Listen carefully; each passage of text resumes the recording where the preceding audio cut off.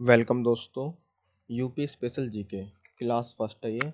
इसमें यूपी के जितने भी एग्ज़ाम हुए हैं और जो होने वाले हैं उनके लिए बहुत ही इम्पोर्टेंट क्लास है, क्योंकि इसमें हम पीवाई के क्वेश्चन करेंगे, वो भी वन लाइनर में।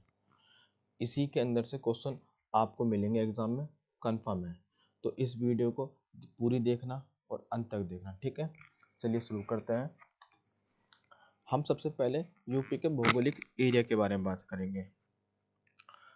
यूपी का जो भौगोलिक एरिया है यहाँ पे, वो क्षेत्रफल के अकॉर्डिंग यूपी कौन सा नंबर पाता है? चौथे नंबर पाता है यूपी। पहले नंबर पे राजस्थान आता है, दूसरे नंबर पे एमपी आता है, तीसरे नंबर पे महाराष्ट्र आता है और चौथे नंबर पे यूपी आता है, जिसका कुल क्षेत्रफल 2,40,928 वर्ग किलोमीटर है। ये आपको याद रखना है। और जो एरिया का पूरे भारत के क्षेत्रफल का लगभग 7.33% है। जनसंख्या में बात करें तो यूपी की जनसंख्या इतनी करोड़ है, देख सकते हो आप। और भारत की जो कुल जनसंख्या का लगभग 16.51% है। लोकसभा की सीटें यूपी में 80 हैं, राज्यसभा की 31 हैं, विधान परिषद की 100 है और विधानसभा की 403 है। अगर हम यूपी के नाम के बारे में बात करें तो यूपी का जो प्राचीन काल में जो नाम था उसे मध्य देश का नाम जानते थे, मध्य देश। वैदिक काल में इसको ब्रह्म ऋषि देश के नाम से पुकारा जाता था। 1836 में जब अंग्रेज आए थे, अंग्रेजों ने इसका नाम दिया था उत्तर पश्चिम प्रांत रख दिया था। फिर 1877 में इसका नाम उत्तर पश्चिम प्रांत आगरा अवध, ये दो नाम और ऐड हो गए थे इसके अंदर। और 1902 में उत्तर पश्चिम प्रांत हट गया था, फिर बचे थे आगरा अवध और संयुक्त प्रांत। फिर ये नाम ऐड हो गए थे इनके जगह। 1937 में फिर दोनों हट गए थे, फिर इसका नाम पड़ गया था संयुक्त प्रांत। और 24 जनवरी 1950 में इसका संयुक्त प्रांत का नाम बदल के यूपी रख दिया गया था। यूपी जो है अपनी स्थापना दिवस वो 24 जनवरी को मनाता है। वो 2018 से स्टार्टिंग हुआ था। उस समय जो राज्यपाल थे वो राम नाईक थे, ये इम्पोर्टेंट है। मुख्यमंत्री और राज्यपाल की बात करें तो यूपी के जो प्रथम मुख्यमंत्री थे गोविंद बल्लभ पंत, ये आपको इस टाइम पीरियड के साथ याद करना है। और जब इसका नाम परिवर्तन हुआ था, यूपी रखा गया था, तो उस समय हरि सिंह गोरैया मोदी, हरि सिंह गोरैया मोदी, ये आपको याद रखना है। अगर हम इस यूपी के वर्तमान स्वरूप के बारे में देखें तो यूपी से ही जो अलग हुआ था, यूपी से उत्तराखंड अलग हुआ था। उत्तराखंड कब अलग हुआ था? 9 नवंबर 2000 को अलग हुआ था, जिसमें से यूपी के 13 पर्वत जिले को ले लिया था, फिर उत्तराखंड बन गया था। जब विभाजन के समय जो राज्यपाल थे, गवर्नर थे, उस समय सुरजीत सिंह बरनाला राज्यपाल थे, ठीक है। जब ये अलग हो गया उत्तराखंड, तब वहाँ पे राज्यपाल बन गए थे विष्णुकांत शास्त्री, और ये बन गए थे उत्तराखंड के राज्यपाल। राजधानी की बात करें तो यूपी की जो राजधानी थी स्टार्टिंग में आगरा थी, उसके बाद इलाहाबाद आई, इलाहाबाद से फिर लखनऊ।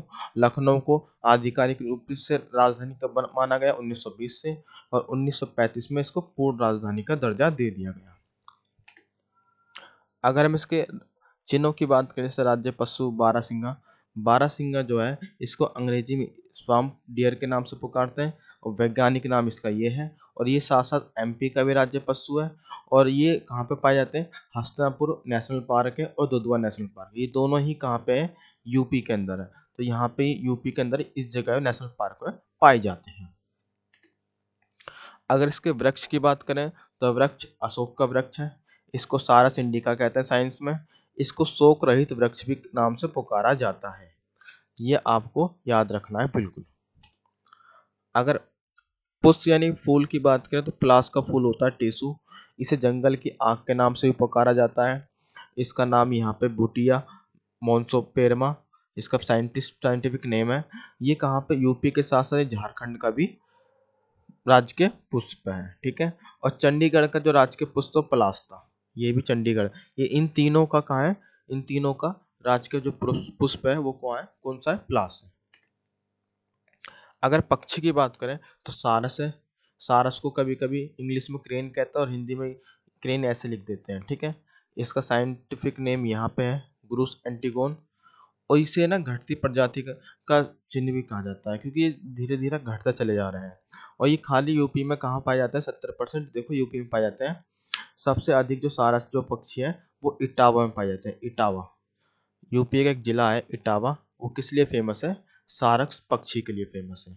पूछते हैं कि सारस पक्षी किस जिले में पाए जाते हैं, तो क्या नाम आएगा? इटावा। अगर हम डैम की बात करें यूपी में कौन कौन से डैम है, तो देखो रामगंगा डैम। रामगंगा डैम ये कालागढ़ यहाँ पे है। ये इसलिए उत्तराखंड इसलिए लिख रखा है क्योंकि पहले उत्तराखंड भी यूपी का भाग हुआ करता था। जो रामगंगा जो नदी है वो गंगा की सहायक रिवर है।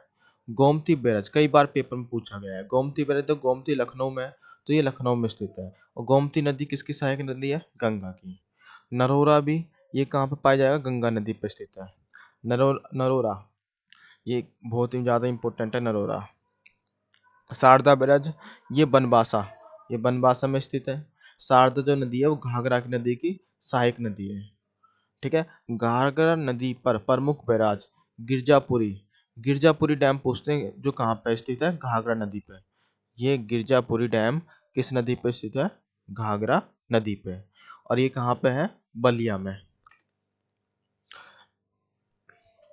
जब यमुना नदी यूपी में प्रवेश करती है तो पहले ये कहाँ पे मिलती है? हथनिया कुंड बैराज। ये पूछते हैं हथनिया कुंड बैराज जो किस नदी पर स्थित है, तो क्या आंसर आएगा? यमुना नदी। माता टीला डैम ये बेतवा नदी पर है। कई बार एग्जाम में ये पूछा गया है। बेतवा नदी यमुना नदी की सहायक नदी है। रिहंद डैम ये भी कई बार पूछा गया है। सारे के सारे PYQ क्वेश्चन ही है ये रिहंद नदी पर स्थित है। सोन नदी पे देखो गोविंद वल्लभ पंत सागर है ना, ये डैम है जो रिहंद नदी पर है। और रिहंद नदी यानी सोन नदी की सहायक नदी थी। ठीक है, इसकी सहायक नदी है।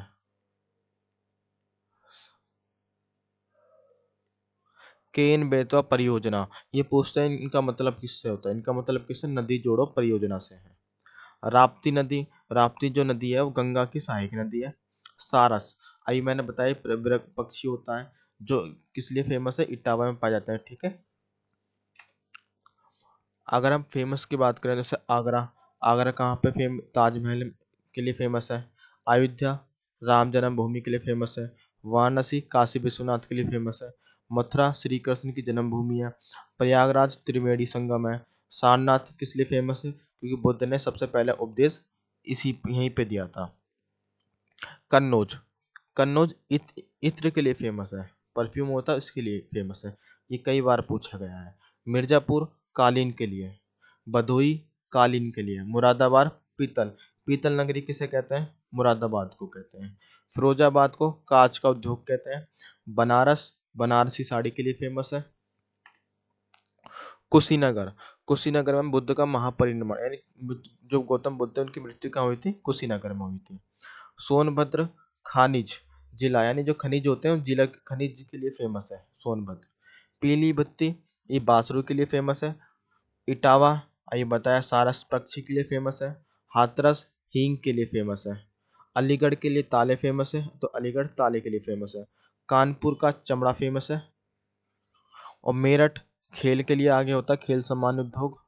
बिजनौर चीनी उद्योग किस लिए कहाँ पे फेमस है? बिजनौर में। बलिया बलिया बागी बलिया ये आंदोलन हुआ था बागी बलिया इसलिए बलिया फेमस है। लखनऊ का चिकनकारी झांसी से रानी लक्ष्मीबाई थी जो 1857 की क्रांति हुई थी उसलिए फेमस है। चित्रकूट राम वन गमन स्थल ये इम्पोर्टेंट है। कौशाम्बी बौद्ध स्थल है क्योंकि यहाँ पे गौतम बुद्ध के स्थल पाए जाते हैं। श्रावस्ती ये बुद्ध का विहार, यहाँ पे सबसे ज्यादा गौतम बुद्ध ने उपदेश दिए थे श्रावस्ती में। सर्वाधिक उपदेश।